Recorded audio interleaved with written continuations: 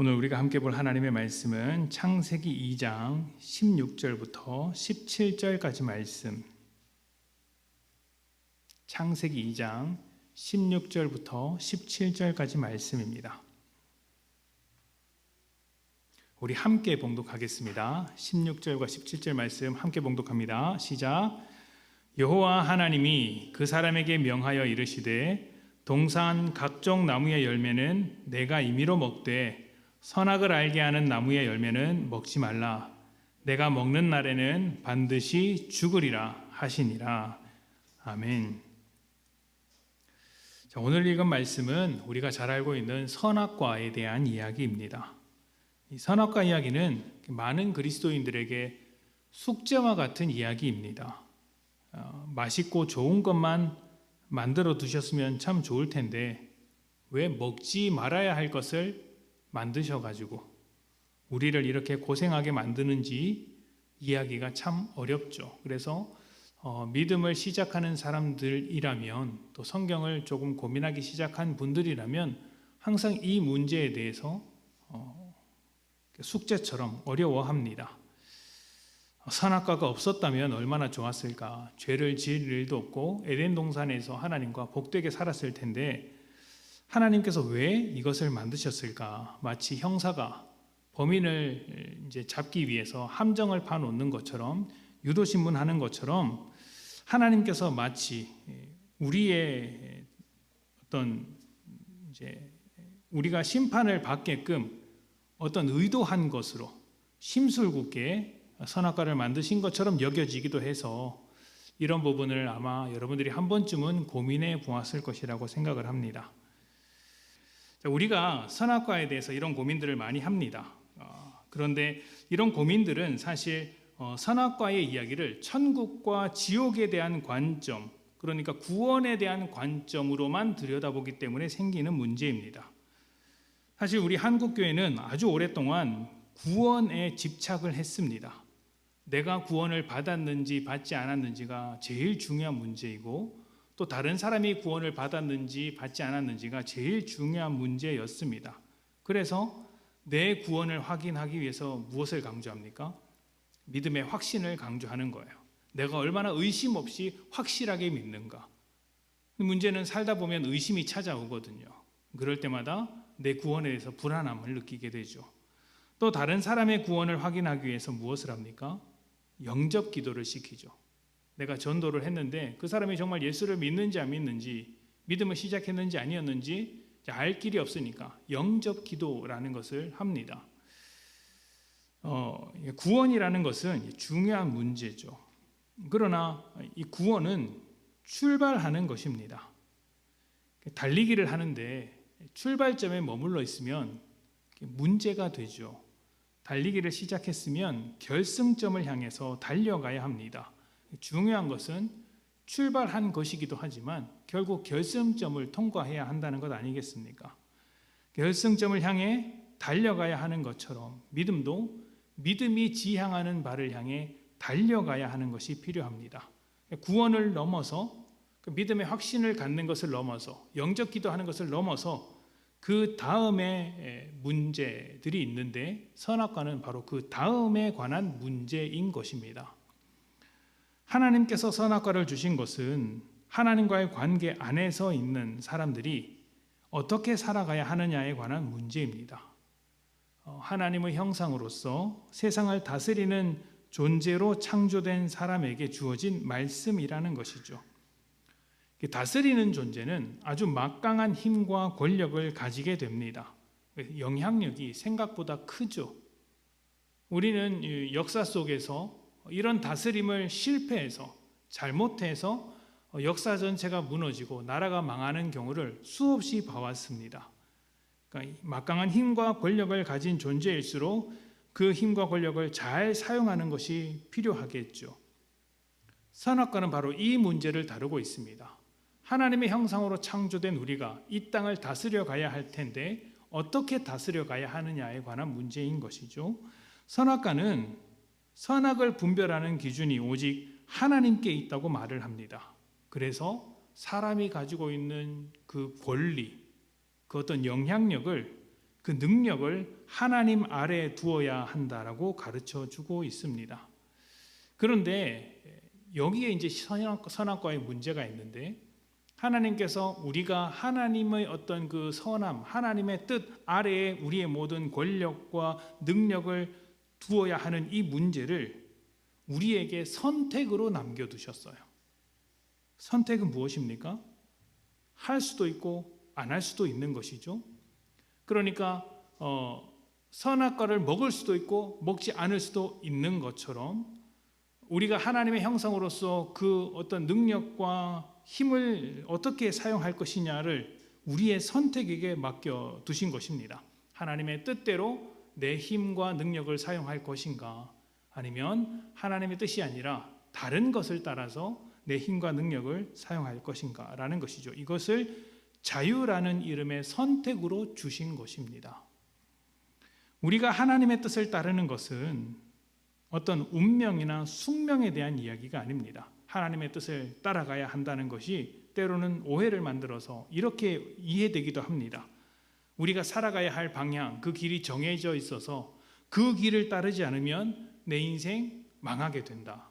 그러니까 망하지 않으려고 하기 위해서라도, 복을 받기 위해서라도 하나님께서 정하신 길로만 가야 한다라고 이제 받아들이는 사람들이 참 많이 있었습니다.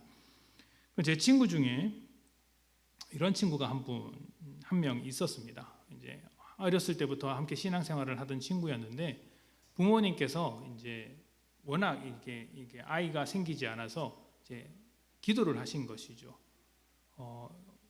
이제 이 아이가 태어나면, 우리에게 아이를 주시면 이 아이는 반드시 이제 하나님의 종으로 이렇게 드리겠습니다. 서원을 했습니다. 그리고 태어난 친구가 이제 제 친구입니다. 그 친구는 살아가는 내내 마음에 짐을 가지고 있었어요. 나는 그런 서원을 받아서 살아가는 사람인데, 그렇다고 이렇게 신학을 해야 된다라든가 사역을 해야 된다라는 마음이 이제 없었던 것입니다. 그래서 결국에는 신학교를 가지 않고 다른 것을 선택했는데, 무슨 일이 생길 때마다, 좀 좋지 않은 일이 생길 때마다 내가 신학교를 가지 않아서 이런 일이 생긴 것은 아닌가, 내가 서원을 이제 지키지 못해서 그런 것이 아닌가라고 이야기하는 경우를 많이 보았습니다. 하나님의 뜻이라는 건 하나님께서 이 길로 가라 해서 인도하시는 것도 있겠지만, 궁극적으로 우리가 생각해야 하는 것은 좀 다른 의미로 받아들여야 한다는 것이죠. 반대입니다. 하나님의 뜻은 어떤 것입니까? 우리에게 주어진 자유와 권리를 어떻게 사용할 것인가에 관한 문제로 접근해야 한다는 것입니다.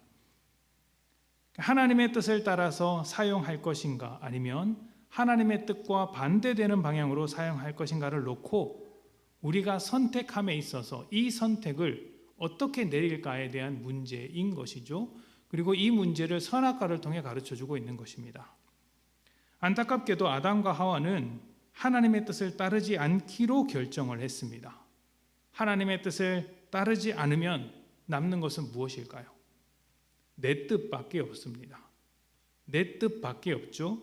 그래서 하나님의 뜻을 따르지 않고 내가 좋을 대로 사는 겁니다. 하나님의 뜻대로가 아니라 내가 좋은 대로, 내 뜻대로, 내 마음에 드는 대로 살아가게 된 것, 이것이 선악과의 핵심입니다. 자, 창세기 3장 1절부터 5절을 봅시다.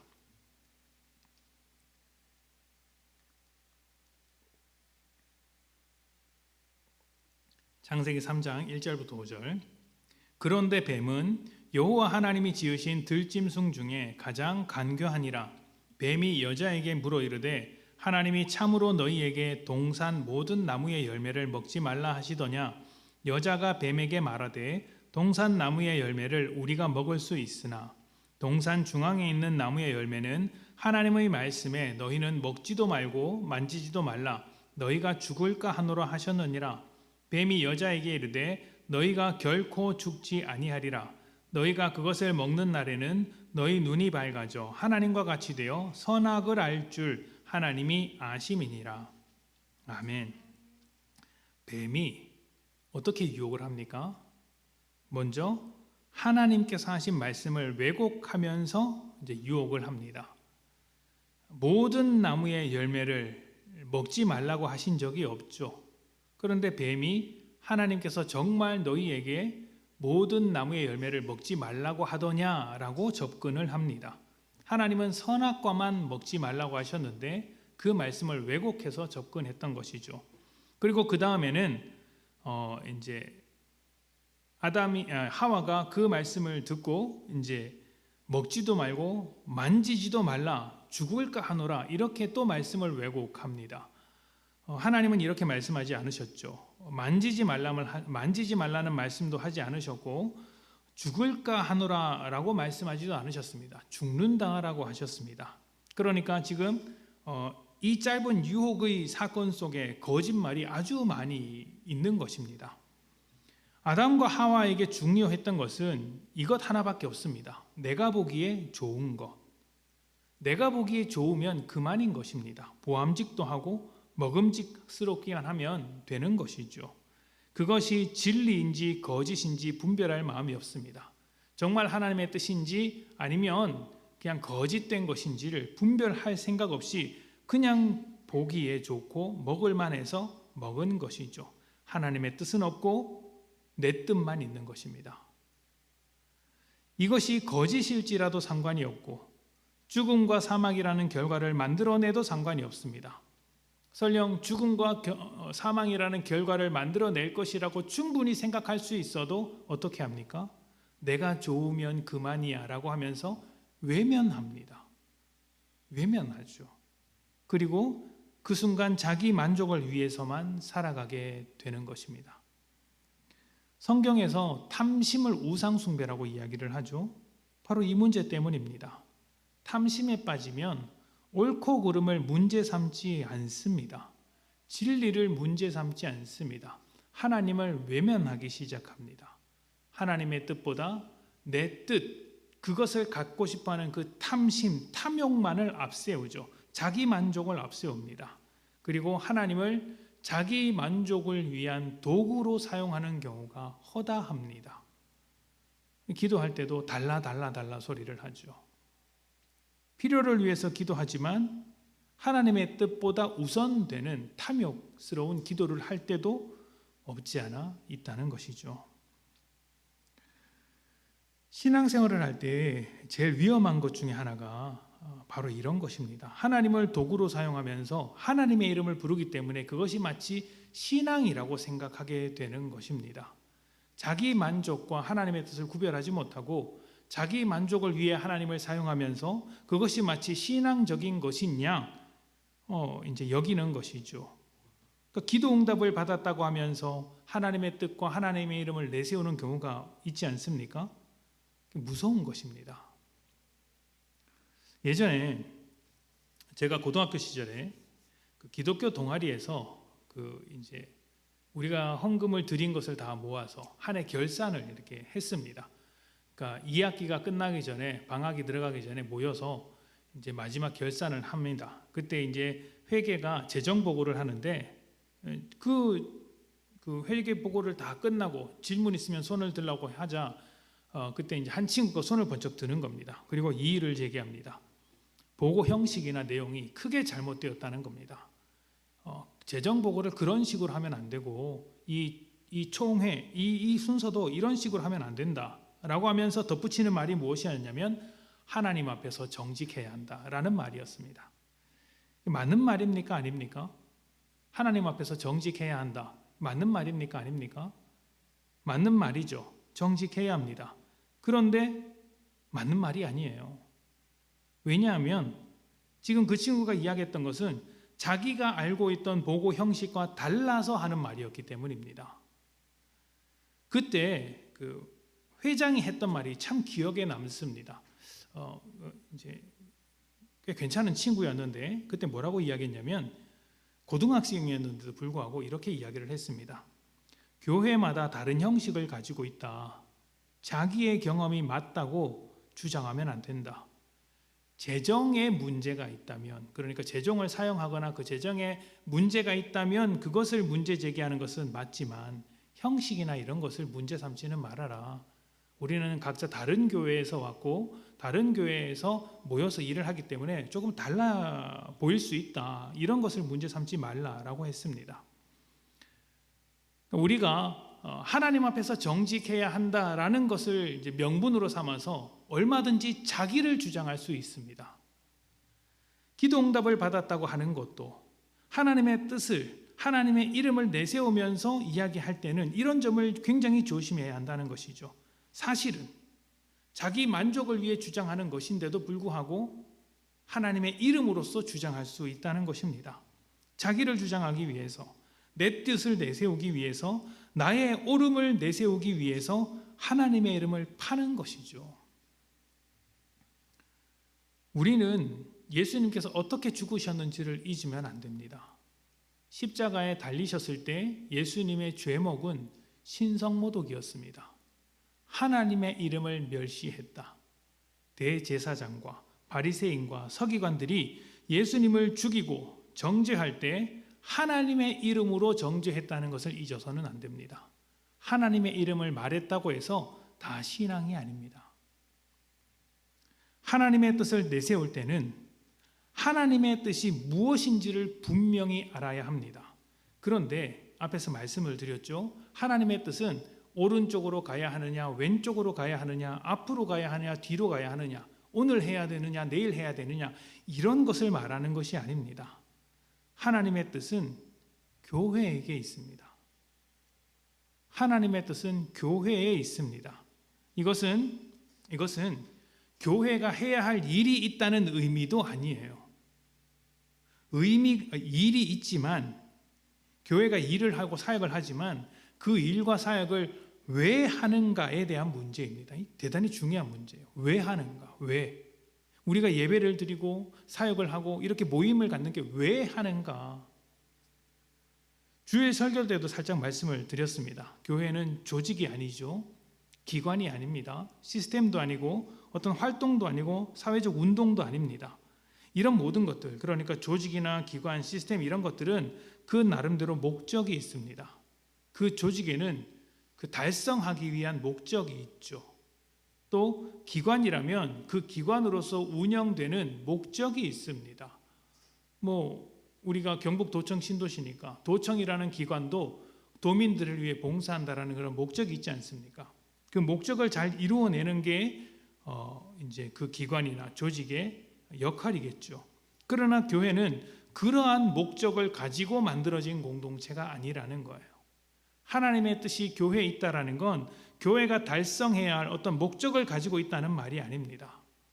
물론 교회는 복음 전파를 해야 하고 전도를 해야 합니다. 하나님 나라를 세워가야죠. 아주 중요한 목적입니다. 그러나 그 목적이 어떻게 이루어져 가는지, 또 그 목적이 무엇을 위한 것인지를 놓치면 안 됩니다.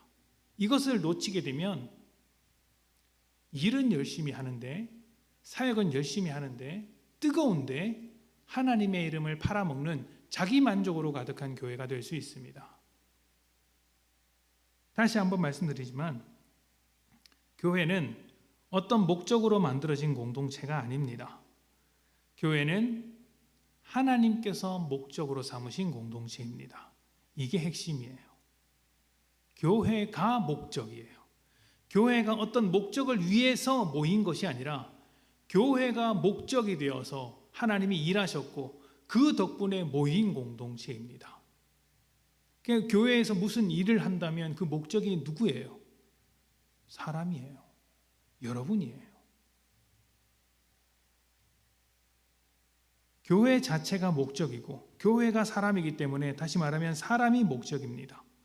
사람을 목적으로 삼아서 하나님께서 일하시는 것, 그렇게 일하심으로 모인 공동체가 교회입니다. 굉장히 중요한 것입니다. 일을 위해서 모인 공동체가 아니라 하나님께서 일하셔서 모인 공동체가 교회라는 사실입니다. 교회의 목적이라고 말하는 전도 혹은 복음도 이러한 맥락 안에서 이해되어야 합니다. 사람을 위해서 복음을 전파하는 것이죠. 그래서 사실 여러분 이제 종종 이렇게 전도의 어떤 활기를 불어넣기 위해서 목표를 두고 이렇게 막 전도하는 경우가 있지 않습니까? 1년에 우리 100명 전도하자, 50명에게 복음을 전하자, 이렇게 숫자를 목표로 합니다. 일을 하기 위해선 그런 목표가 필요할 수도 있겠죠. 그런데 그 목표치를 채우지 못했다고 해서 우리가 실패했다고 생각해야 합니까? 그건 아니라는 겁니다. 그건 아니라는 거예요. 그러면 어긋나는 것이죠. 그러면 그 전도의 목적을 잘못 삼은 겁니다. 한 영혼이라도 우리가 그를 붙들고 기도하면서 복음을 전했으면 그 역할을 충분히 잘한 것입니다. 무엇이 목적이기 때문이에요? 사람이 목적이기 때문입니다. 우리를 목적 삼아서 일하신 하나님 덕분에 복음을 전하는 것이죠. 사역도 누구를 위해서 하는 거예요? 사람을 위해서 하는 거예요. 교회에서 하는 모든 사역이 성도들을 위해서, 또 넘어서 우리 주변에 있는 이웃을 위해서 사역해야 하는 것입니다. 하나님께서 하나님의 오르심을 우리의 인생 위에 풀어놓으시고 또 그렇게 살아가는 우리를 통해 하나님의 일하심이 있는지 없는지, 하나님께서 살아계신 분인지 아닌지를 우리를 통하여서 세상 가운데 증명하는 것이죠. 그렇게 하나님의 일하심으로 변화된 사람들이 증인이 되어서 하나님 하시는 일에 동참하는 것입니다. 자, 고린도전서 12장 23절부터 27절을 봅시다.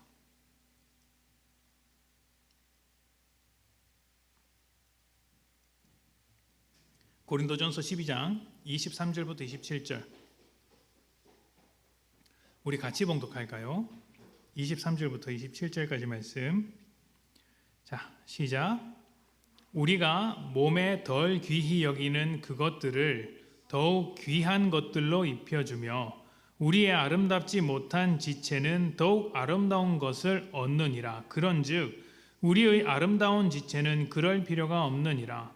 오직 하나님이 몸을 고르게 하여 부족한 지체에게 귀중함을 더하사 몸 가운데서 분쟁이 없고 오직 여러 지체가 서로 같이 돌보게 하셨느니라. 만일 한 지체가 고통을 받으면 모든 지체가 함께 고통을 받고 한 지체가 영광을 얻으면 모든 지체가 함께 즐거워하느니라. 너희는 그리스도의 몸이요 지체의 각 부분이라. 아멘. 자, 몸에는 잘난 지체가 있고 못난 지체가 있다고 합니다. 여러분도 그렇죠? 마음에 드는 구석이 있고 안 드는 구석이 있죠? 다 마음에 드시나 봅니다. 감사한 일이네요. 자, 알겠습니다. 자, 그런데 몸에는 잘난 부분이 있고 못난 부분이 있죠. 그런데 결국에는 한 몸 아닙니까? 한 지체입니다. 그래서 내 몸을 가지고 잘나고 못나고를 떠들어 봐야 어리석은 것에 불과합니다. 내 몸인데요. 교회가 그렇다는 것입니다. 우리는 그리스도의 몸이고 각 지체의 각 부분이라서 잘나고 못나고를 따지는 것만큼 어리석은 게 없다는 겁니다. 그러니까 내가 잘했다고 의시되면 어떻게 됩니까? 다른 사람은 못한 게 되죠? 잘하는 게 아니라는 겁니다. 못한 지체를 욕하면 그리스도의 몸 아닙니까? 예수를 욕하는 것과 똑같습니다. 다른 사람을 정죄하면 예수를 정죄하는 것과 똑같습니다. 내 얼굴에 침을 뱉는 것과 똑같죠. 이렇게 자꾸 옳고 그름, 잘하고 잘못하는 것을 계속 따지게 되면 25절에서 말하는 것처럼 분쟁이 일어나게 만듭니다. 옳고 그름을 따지는 것이 잘못되었다고 할 수는 없습니다. 우리는 하나님의 뜻과 아닌 것을 분별해야 합니다. 그런데 그 분별이 대부분 어떻게 사용된다는 말입니까? 자기 만족에 사용되는 거예요. 자기 만족을 위한 도구로 사용하는 겁니다. 그래서 내 만족을 위해, 나를 드러내기 위해 다른 사람의 잘못을 지적하고 정죄하는 방향으로 나아가는 것입니다. 나는 잘났는데 너는 왜 그렇게 못났는가? 나는 기도를 열심히 했는데 너는 왜 기도를 안 하는가? 기도 안 했으니까 그런 문제가 생기지. 나는 예배를 잘 드렸는데 왜 예배를 그렇게 못 드리나? 나는 이렇게 잘났는데 너는 왜 그거밖에 못하나? 이렇게 하면 그건 정죄의 수단이지 믿음의 언어가 아닙니다. 그래서 바울이 이렇게 이야기를 합니다. 28절부터 31절입니다. 고린도전서 28절부터 12장 28절부터 31절. 하나님이 교회 중에 몇을 세우셨으니 첫째는 사도요, 둘째는 선지자요, 셋째는 교사요, 그 다음은 능력을 행하는 자요, 그 다음은 병 고치는 은사와 서로 돕는 것과 다스리는 것과 각종 방언을 말하는 것이라. 이게 순서를 정한 겁니다. 이런 순서에 높낮이가 있다는 것을 말하는 것이 아니라 고린도 교회 당시에 방언을 가지고 문제를 일으키는 사람들이 있었어요. 나는 방언이라는 은사를 가졌는데 너는 왜 그런 것을 가지지 못했느냐라고 말을 하자 바울이 순서를 이렇게 정해버리는 것입니다. 네가 그렇게 자랑하는 방언은 꼴찌다. 이렇게 말해버리는 것이죠. 그런데 이건 진짜 순서를 정한 게 아닙니다. 진짜 하고 싶은 말은 그 다음에 나오는 거예요. 다 사도이겠느냐? 다 선지자이겠느냐? 다 교사이겠느냐? 다 능력을 행하는 자이겠느냐? 다 병 고치는 은사를 가진 자이겠느냐? 다 방언을 말하는 자이겠느냐? 다 통역하는 자이겠느냐? 너희는 더욱 큰 은사를 사모하라. 내가 또한 가장 좋은 길을 너희에게 보이리라. 아멘. 교회는 한 몸의 각 지체이기 때문에 다양한 모습의 사람들이 있고 각자 받은 것이 다르다고 이야기합니다. 사는 모습이 다르고 처한 환경이 다르고 하나님께서 주신 성품과 성질이 다르고 배운 어떤 학벌이 다르고 경험이 다르고 신앙의 바탕이 다르고 이렇게 다르다고 합니다. 이것은 단순히 사역적인 측면만이 아니라 한 사람의 인생 경로도 다 제각각이라고 이야기를 하는 겁니다. 그래서 자기 만족을 추구하면 교회는 교회로서 세워질 수가 없어요. 내 마음에 드는 사람은 한 사람도 있을 수 없기 때문입니다. 여러분, 한 공동체를 이루고 있는 부부를 한번 생각해 보십시오. 내 뱃속으로 나온 아이들도 내 마음에 들도록 행동하지 않습니다. 부부는 오죽하겠습니까? 한 집안 안에서 그렇게 오랫동안 살아왔던 부부도 다를진데 아예 다른 인생을 살다가 예수 하나 때문에 모인 우리가 같을 리가 없죠. 같은 은사를 받았을 리도 없죠. 그런데 자기 만족을 위해서 판단하기 시작하면, 나를 중심으로 판단하기 시작하면 분쟁이 일어날 수밖에 없는 것이죠. 이런 문제를 가지고 있는 고린도 교회에게, 이런 문제로 분쟁과 분열을 겪고 있는 고린도 교회에게 바울이 내놓은 대답을 한번 보십시오. 이제 마지막, 너희가 수많은 은사를 가지고 있겠지만 가장 좋은 길 하나를 내가 가르쳐 주겠다. 이것이 핵심이다 라고 가르쳐 주는 것이 우리가 잘 알고 있는 고린도전서 13장입니다. 한번 봅시다. 1절부터 4절입니다. 3절까지만 먼저 보겠습니다. 내가 사람의 방언과 천사의 말을 할지라도 사랑이 없으면 소리나는 구리와 울리는 꽹과리가 되고, 내가 예언하는 능력이 있어 모든 비밀과 모든 지식을 알고 또 산을 옮길 만한 모든 믿음이 있을지라도 사랑이 없으면 내가 아무것도 아니요, 내가 내게 있는 모든 것으로 구제하고 내 몸을 불사르게 내줄지라도 사랑이 없으면 내게 아무 유익이 없느니라. 아멘. 사람의 방언은 앞에서 말씀드린 대로 고린도 교회의 고질적인 문제였습니다.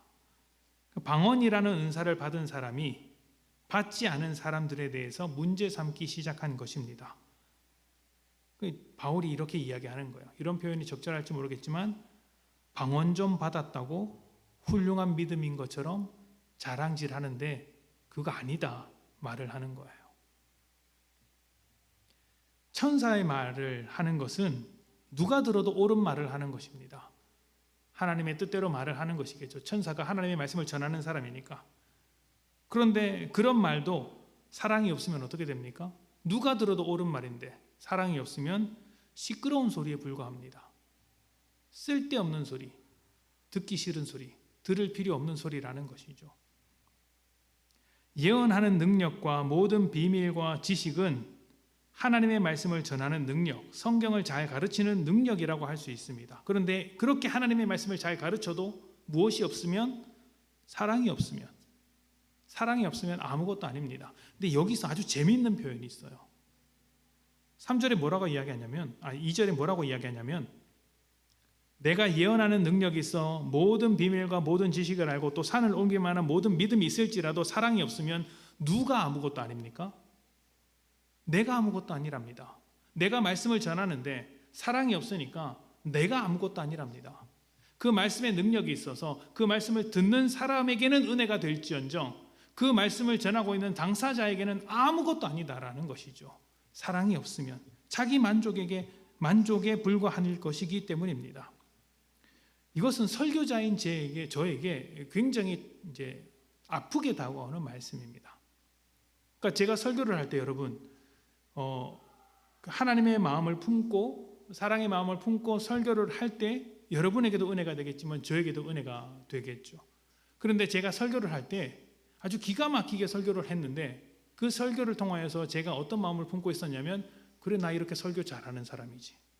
나 이렇게 대단한 사람이지. 나 이렇게 성경을 깊이 있게 해석할 수 있는 사람이지 라고 마음을 품고 말씀을 전한다면 여러분 그 설교 시간이 저에게 덕이 되겠습니까? 은혜가 되겠습니까?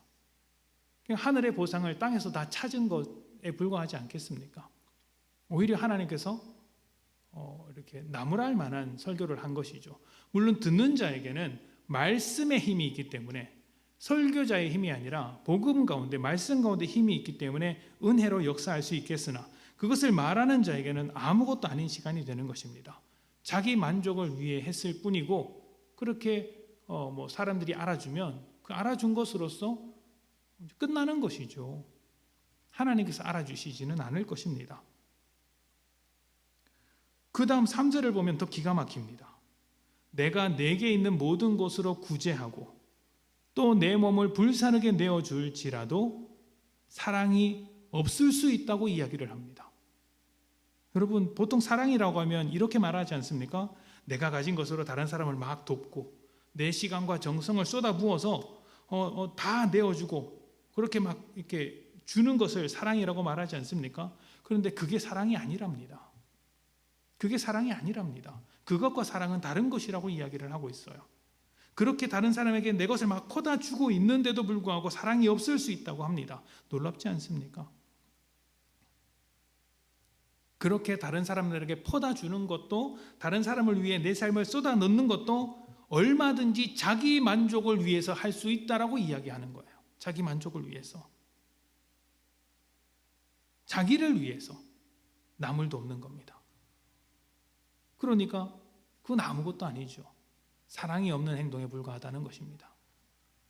그렇다면 사랑이 무엇입니까? 그렇게까지 했는데도 사랑이 아무것도 아니라면 사랑이 뭐냐 말입니다. 바울이 사랑을 설명하는 거예요. 고린도전서 13장 4절부터 7절입니다. 우리 너무 잘 아는 말씀이니까 다 같이 봉독해 보겠습니다. 자, 시작. 사랑은 오래 참고 사랑은 온유하며 시기하지 아니하며 사랑은 자랑하지 아니하며 교만하지 아니하며 무례히 행하지 아니하며 자기의 유익을 구하지 아니하며 성내지 아니하며 악한 것을 생각하지 아니하며 불의를 기뻐하지 아니하며 진리와 함께 기뻐하고 모든 것을 참으며 모든 것을 믿으며 모든 것을 바라며 모든 것을 견디느니라. 아멘.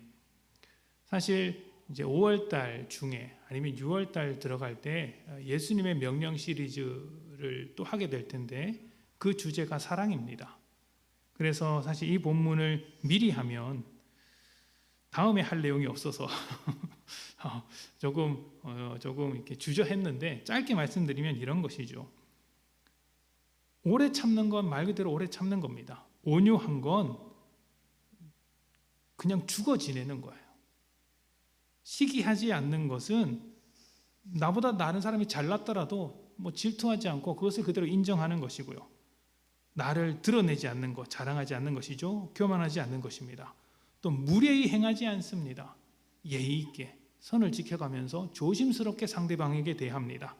자기의 유익을 구하지 않습니다. 또 화를 내지 않습니다. 너 왜 그렇게 잘못해? 라고 화를 내지 않는다고 합니다. 악한 것을 생각하지 않습니다. 불의를 기뻐하지 않는다고 합니다. 불의를 기뻐한다라는 건 이게 저울을 속이는 것을 이야기합니다. 그러니까 나에게 유익이 되기 위하여 저울을 속이는 것, 이런 것을 기뻐하지 않는다. 내 이득이 된다고 해서 그 상황을 즐기지 않는다.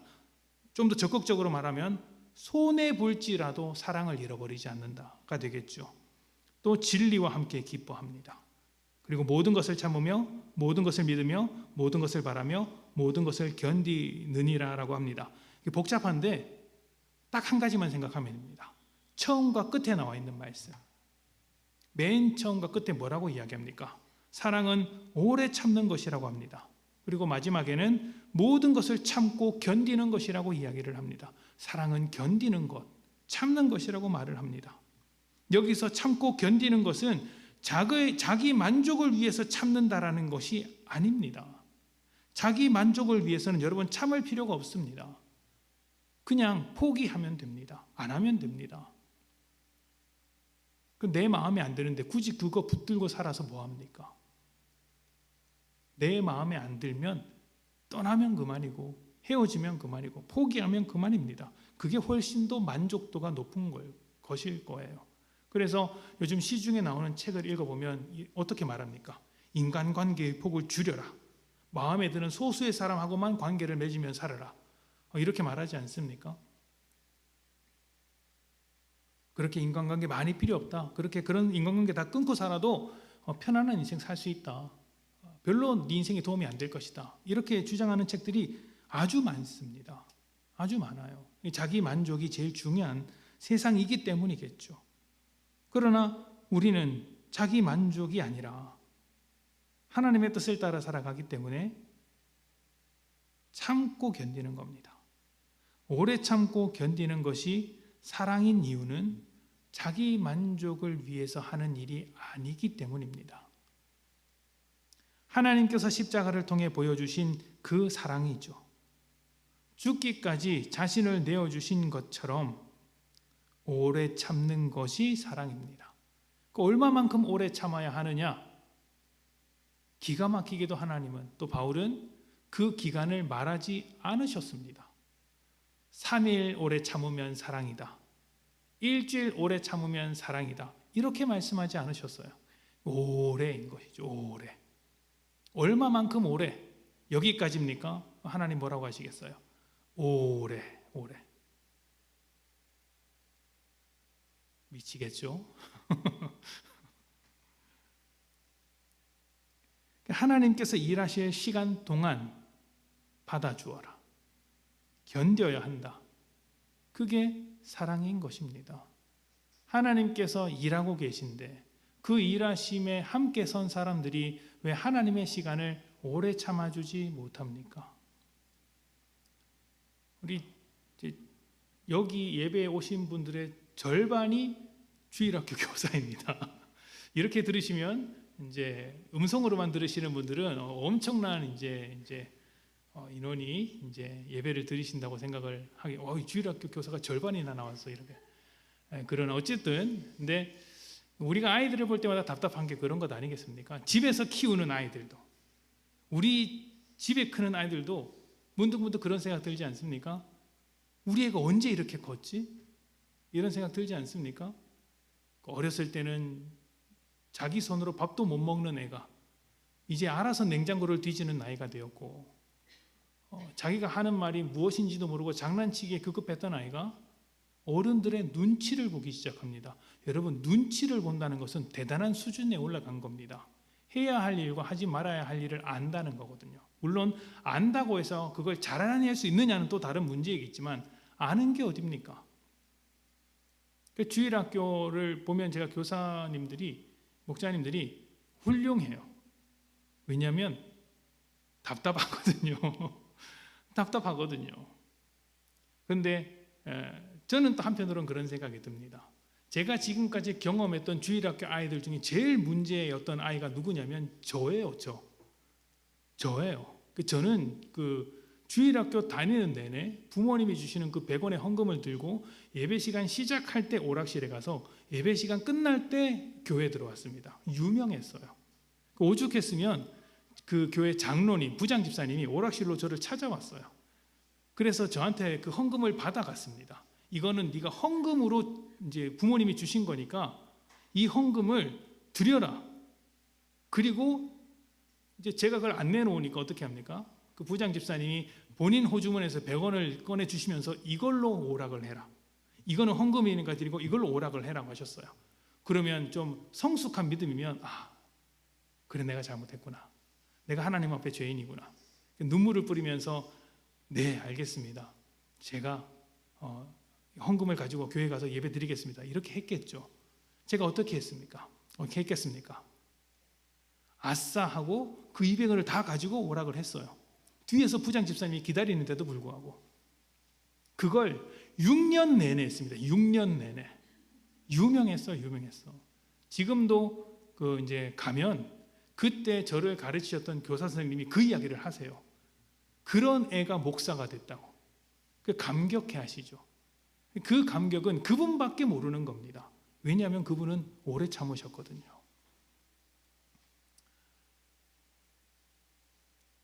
저도 그랬을진데 제가 보기에 주일학교 아이들은 양반입니다. 왜냐하면 이런 말씀은 되게 부끄러운데 제가 이제 저희 아들 녀석에게 이제 굉장히 절제를 많이 시키는데 제가 해봤기 때문에 시키는 겁니다. 저는 너무 부끄러운데 초등학교 6년 내내 오락실에 갔고 중고등부 6년 내내 PC방을 갔습니다. PC방을 갔습니다. 다행히 중고등부 때는 조금 예배를 잘 드렸습니다. 예배를 드리고 PC방을 갔어요. 그렇게 12년 동안 게임만 하던 친구가 회개하고 신학교에 간 겁니다. 하나님은 어떻게 역사하실지 모르죠. 그 역사하는 시간을 기다려주고 참아주시는 것이 이제 목자의 시간들이었고 지금 생각해보면 주님의 사랑이었다라는 생각이 듭니다. 만약에 그 목자들이 자기 만족에 따라서 저를 판단했다면 저는 버림받았을 것입니다. 저거 안 될 인간이다 했겠죠. 하나님의 일하심은 모릅니다. 그래서 그 일하심에 동참하고 있는 우리, 그 일하심을 경험한 우리에게 오래 참으라. 너의 만족이 아니라 하나님의 일하심을 바라보며 하나님의 뜻을 따라 오래 참으라고 하는 것입니다. 자기 만족을 따라 살아가는 것이 아니기 때문에 오래 참는 것이야말로 사랑의 대표적인 이름이라고 할 수 있는 것이죠. 주님께서 우리를 오래 참으신 것처럼 지금도 오래 참고 계시는 것처럼 우리도 자기 만족을 위해서가 아니라 그가 변화될 때까지 참고 기다려주는 것이 주님 원하시는 사랑의 삶이고 주님 뜻대로 살아가는 것이라는 점을 잊어서는 안 됩니다. 선악과는 과거에 한 번 일어난 사건이 아닙니다. 사실 우리는 매일매일 선악과를 먹고 있습니다. 자기 만족을 위해 살아가는 모든 순간이 선악과를 먹는 순간입니다. 하나님 앞에 충성하고 열심을 내는 것이라고 할지라도 하나님의 이름으로 하는 그 모든 일들이라고 할지라도 일들일지라도 자기 만족을 위해서 하는 것이라면 선악과를 먹는 것입니다. 하나님께서 목적 삼으신 사람을 놓치게 되면 그것은 선악과를 먹는 것과 같습니다. 자기 만족이기 때문이죠. 하나님의 뜻보다 자기 만족을 위에다 놓고 살아가는 것, 이것이 선악과를 먹는 것이라는 점을 기억하셔서 여러분 내 뜻보다 하나님의 뜻, 내 만족보다 하나님의 선하심을 쫓아가는 것이 여러분 삶에 우선되었으면 좋겠습니다. 이렇게 하려면 여러분 한 가지가 필요해요. 자기 만족을 부인하는 삶이죠. 자기를 부인하는 삶이 필요합니다. 겸손한 삶이 필요합니다. 이것을 통해 우리는 사랑으로 나아갈 수 있습니다. 자기를 부인하며 겸손하게 십자가에 달리신 주님을 본받는 삶으로써 선악과를 먹는 삶이 아니라 오래 참는 사랑의 삶, 자기 만족이 아니라 하나님의 뜻을 구하는 그런 놀라운 믿음의 삶이 여러분에게 펼쳐지기를 축복합니다.